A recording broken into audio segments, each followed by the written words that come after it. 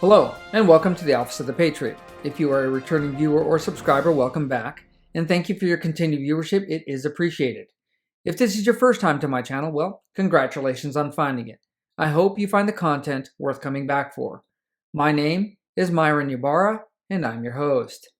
November 5th, 2024 is fast approaching, and the Republican candidate pool for President of the United States is growing by the day. As it stands right now, 3 candidates have officially tossed their hat into the ring, and no less than 10 are sitting on the sidelines biding their time. So how do we know who to vote for in the upcoming presidential election? What are their stances on current domestic, economic, and foreign policy? It appears I'm not the only one who's wondering this, because on March 13th, 2023, I was watching an episode of Tucker Carlson Tonight where the host, Tucker Carlson, sent 6 questions approximately 1 week prior to a number of Republican 2024 presidential hopefuls regarding America's involvement in the Russian-Ukrainian war. All of the potential candidates were sent the exact same questions, and all of the questions were open-ended to allow for each candidate to answer freely without being led in any way. Some of the questions included: is opposing Russia in Ukraine a vital strategic interest to America? What is our objective in Ukraine, and how are we going to know if we've achieved it?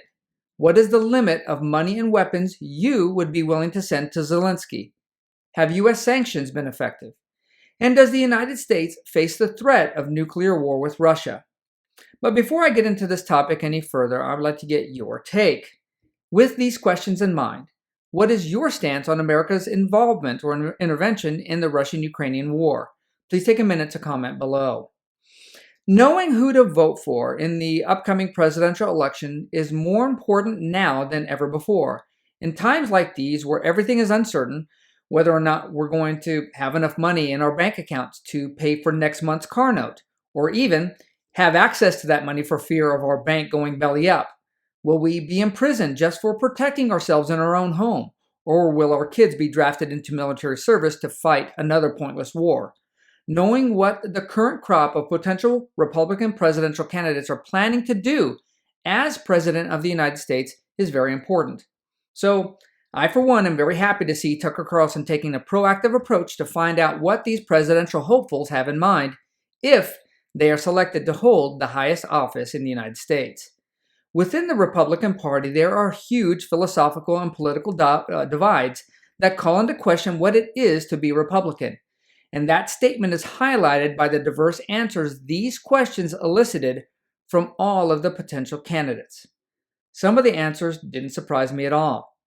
Former President Donald Trump, Florida Governor Ron DeSantis, South Dakota Governor Kristi Noem, and Vivek Ramaswamy, a finance CEO, all felt that the Russia-Ukraine conflict was not a priority for the United States, and either we shouldn't be involved at all, or our involvement should be minimal at best. Donald Trump came out swinging, claiming that if he was still president, Russia would have never invaded. The Biden administration are the ones who got us into this mess, he claimed. Still, Trump believes that both sides are weary and ready to make a deal. And if he is voted in as our next president, I'm pretty sure he would be able to broker that deal before lunch. Governor Ron DeSantis stated that while the U.S. has many vital national interests, being further entangled in a territorial dispute between Russia and Ukraine isn't one of them. Vivek Ramaswamy urged that Ukraine isn't at the top of America's foreign policy priorities right now, and that he would limit any further funding or support to Ukraine. Governor Kristi Noem went one step further and stated that the primary external threat to the United States is China, and of this I completely agree.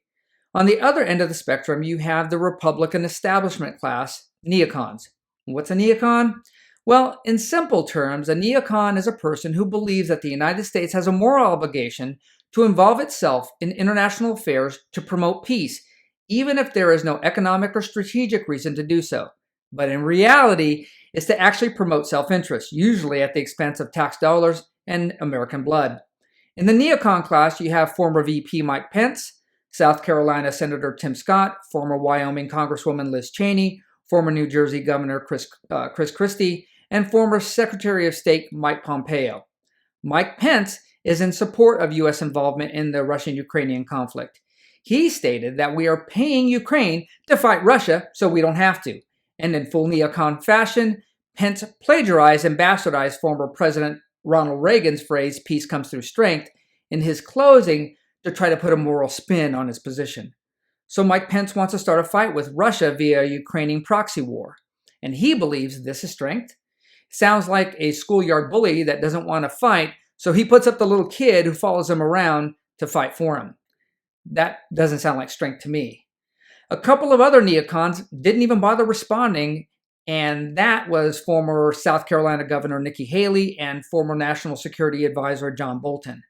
I guess answering questions that relate to the job they're applying for is beneath them.